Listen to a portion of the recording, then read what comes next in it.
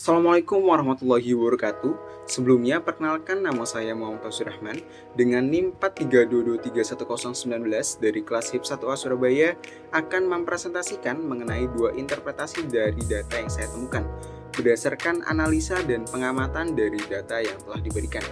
Adapun judulnya yang pertama yaitu mengenai keluhan subjektif LBP pada pekerja PTX, dan yang kedua yaitu mengenai korelasi atau pengaruh kebiasaan olahraga terhadap hasil tes kebugaran pada pekerja quality control.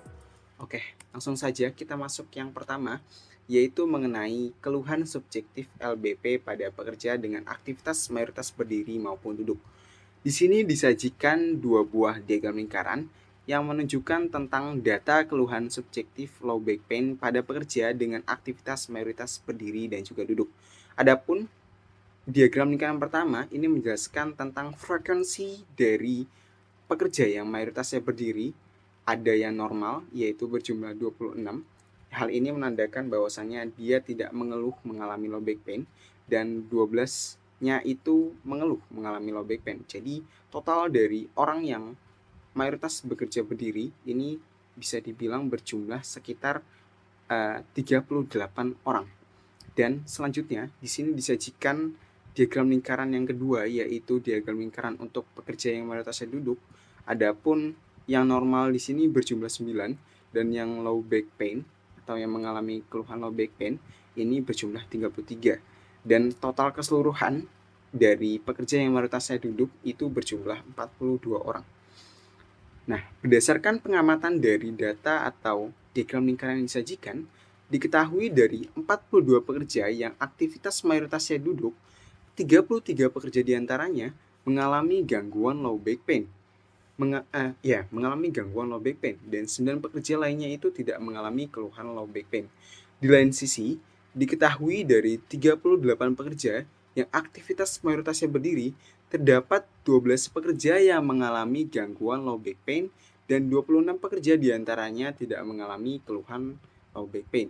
Dapat kita simpulkan, dari 80 pekerja, tercatat bahwa 45 pekerja diantaranya mengalami gangguan low back pain, yang mana hal ini menyebabkan persentase jumlah pekerja yang terkena low back pain cenderung lebih besar, yaitu sebesar 56,25% dibandingkan dengan pekerja yang tidak mengeluh mengalami low back pain, yaitu dengan persentase 43,75%.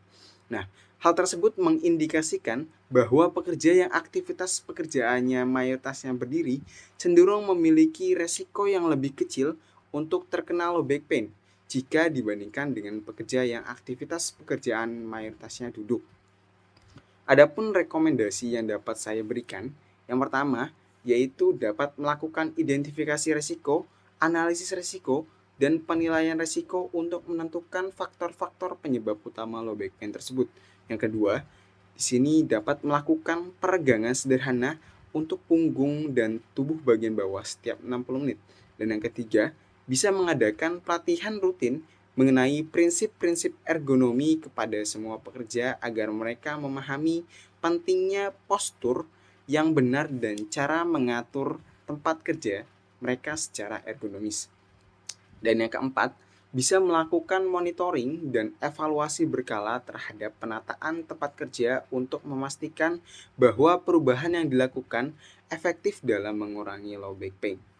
Oke, kita masuk ke data yang kedua, yaitu mengenai korelasi atau pengaruh kebiasaan olahraga terhadap hasil tes kebugaran pada 14 pekerja quality control. Nah, di sini disajikan berupa diagram batang.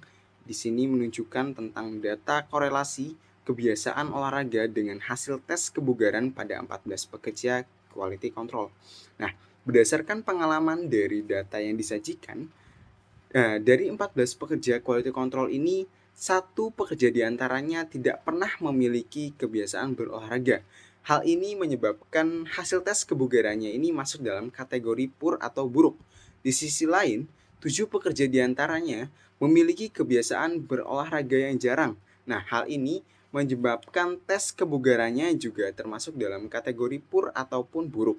Dan 6 pekerja di antaranya itu memiliki kebiasaan berolahraga yang rutin. Nah, hal ini menyebabkan hasil pengukuran tes kebugarannya masuk dalam kategori baik. Nah, hal ini dapat kita indikasikan bahwa terdapat korelasi antara kebiasaan olahraga dengan tingkat kebugaran pada 14 pekerja quality control.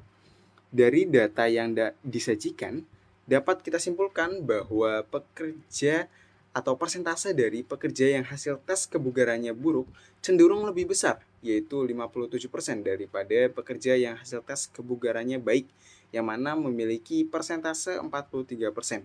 Nah, hal ini menunjukkan pentingnya menjaga gaya hidup sehat untuk rajin berolahraga guna meningkatkan kebugaran tubuh. Adapun rekomendasi yang dapat saya berikan, yang pertama yaitu dengan melakukan identifikasi penyebab banyaknya pekerja quality control yang hasil tes kebugarannya buruk.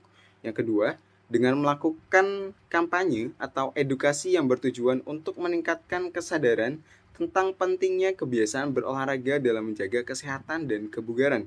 Dan yang ketiga, yaitu evaluasi program secara berkala untuk mengidentifikasi keberhasilan ini, memastikan eh, apa namanya?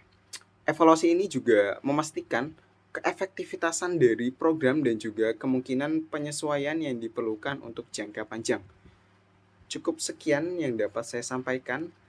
Adapun kurang lebihnya mohon maaf. Assalamualaikum warahmatullahi wabarakatuh.